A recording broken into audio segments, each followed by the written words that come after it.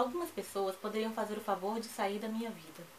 Se isso fizessem, eu, agradecida que seria, escreveria cartas para elas. Falaria de mim, dos meus, contaria as novidades, faria o favor, o imenso, imenso favor de mantê-las a par de mim.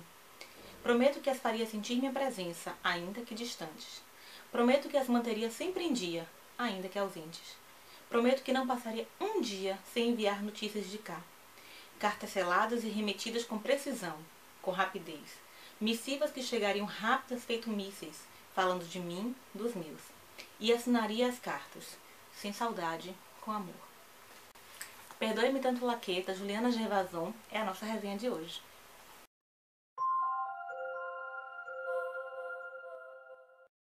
E aí pessoal, tudo bem? Estamos chegando ao final da semana VIPs e eu pensei que não daria conta, mas pelo menos o negócio está indo. O vídeo de hoje é uma resenha, como eu acabei de apresentar, e é de um livro muito especial que está na minha casa há mais ou menos 6 meses e a autora deve estar se perguntando: por que eu não tive notícias dele até agora? O livro de hoje é Perdoe-me tanto laquê, da Juliana Gervason. É um livro de poesias. E ele está aqui em casa há tanto tempo e eu só consegui fazer resenha nesse momento por um motivo simples. Eu acredito que as coisas precisam de um tempo para assentar, um tempo para ganharem significado, um tempo para se fazerem presentes. Isso foi o que aconteceu com esse livro. Ele está aqui há 6 meses, não porque eu não li até agora, mas porque eu li 4 vezes nesses 6 meses. E eu li nas mais variadas situações, nos mais variados momentos, nas mais variadas formas. Eu já li no engarrafamento, né, que vocês chamam de congestionamento, mas em Salvador a gente chama de engarrafamento. Eu já li numa tarde de domingo, eu já li no meio do trabalho, eu já li num dia ensolarado. Eu já li de várias formas, eu já li do começo até o fim, já li trechos pulados, já li do fim para o começo, já li metade, parei, deixei vários dias e voltei para ele. Porque na verdade eu sentia que precisava conhecer.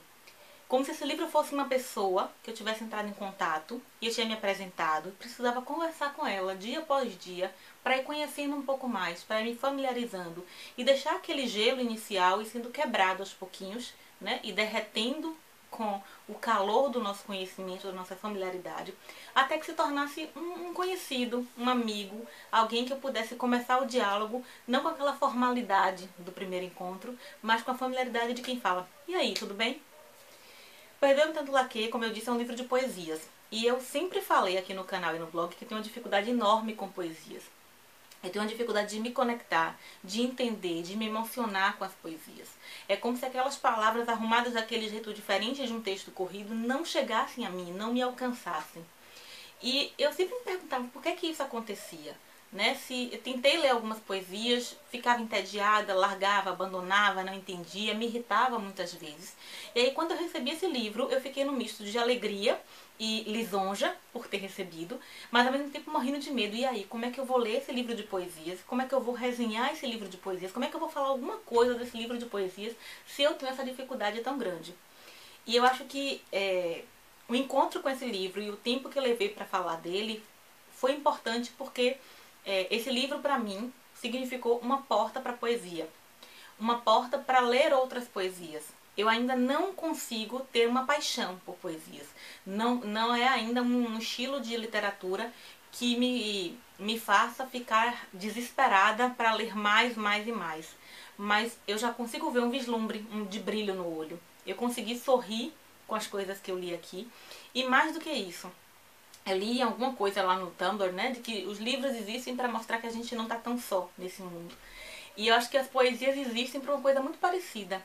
Né? As poesias existem para mostrar que a gente não é só a gente que sente daquele jeito, não é só a gente que sofre daquele jeito, não é só a gente que se sente daquele jeito muitas vezes.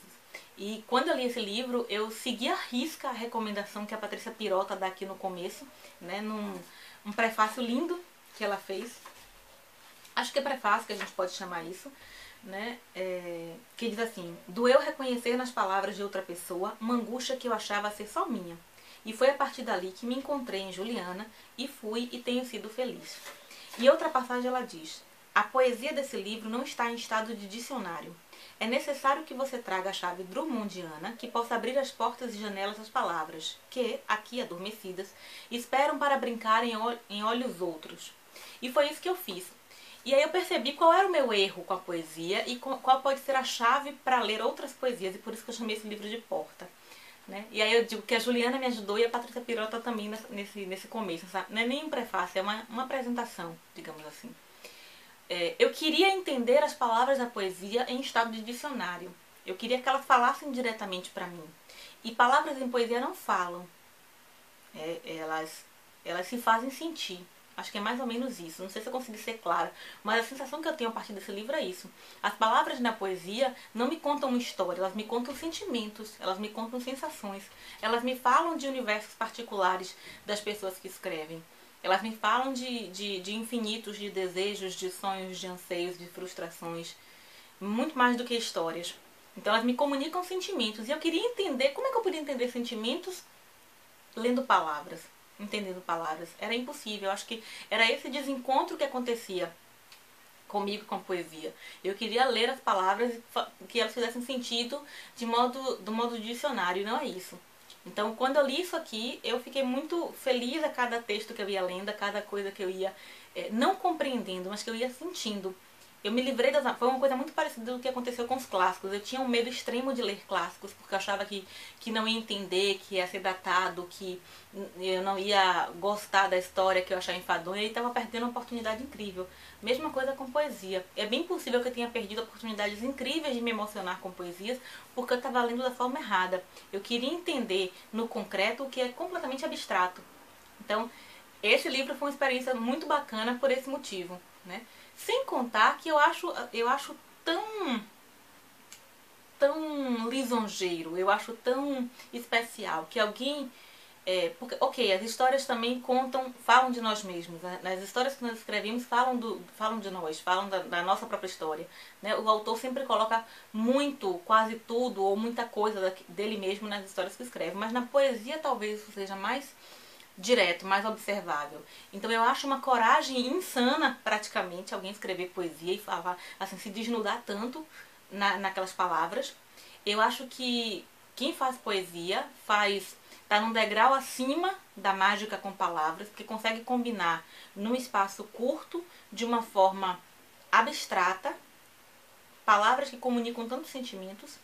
E eu acho também que é muito lisonjeiro da nossa parte, assim, enquanto leitor, receber palavras tão íntimas das pessoas. Então, naquela tag que eu gravei, foi a tag 5 perguntas que nunca fizeram sobre literatura, que perguntava na quinta, né? Que livro você rasgaria? E eu disse nenhum. Não rasgaria nenhum. E agora eu entendo que de poesia muito menos, porque é alguém que está se abrindo, é alguém que está se colocando completamente vulnerável para você ler os sentimentos dele. Então, a poesia tem uma outra perspectiva para mim agora, depois desse encontro com Perdoe-me Tanto Laquê, que é um livro altamente recomendável, é um livro lindo, doce e forte. Ele consegue misturar doçura e aridez, porque assim, o tema é duro, é seco, é forte, é sofrido, é quase sangrento, digamos assim. Pelo menos foi a minha sensação, porque eu me identificava quando eu lia algumas coisas, né? Quando eu via algumas cicatrizes aqui eu consegui me identificar. Mas é de uma forma tão doce que é apresentado, é de uma forma tão encantadora, tão suave. É como se fosse alguém que falasse de um assunto pesado, mas que escolhesse as melhores palavras para fazer isso. Então acho que se você gosta de poesia, esse é um livro altamente recomendado.